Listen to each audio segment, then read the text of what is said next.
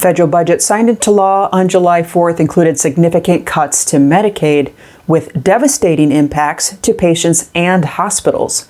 In fact, when the budget was still being debated, members of Congress from both political parties were particularly concerned of the impact of the federal budget on rural hospitals.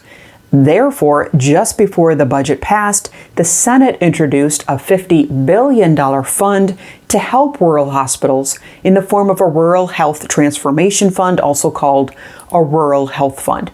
And states could apply for that funding in the form of grants.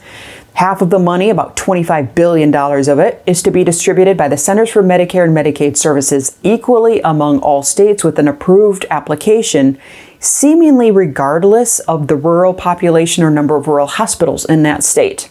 CMS would have some discretion in determining how to allocate the other $25 billion. CMS Administrator Dr. Oz said applications for the fund will begin going out as soon as early September 2025.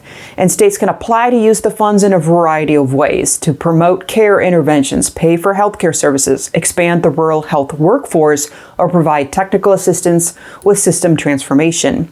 In a statement, Dr. Oz said this money is designed to help with workforce development, right-sizing the system, and using technology to provide things like telehealth that can change the world.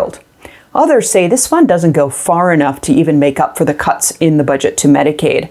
A Kaiser Family Foundation analysis says even if that rural health fund were doubled, it still would not be enough to make up for the shortfall.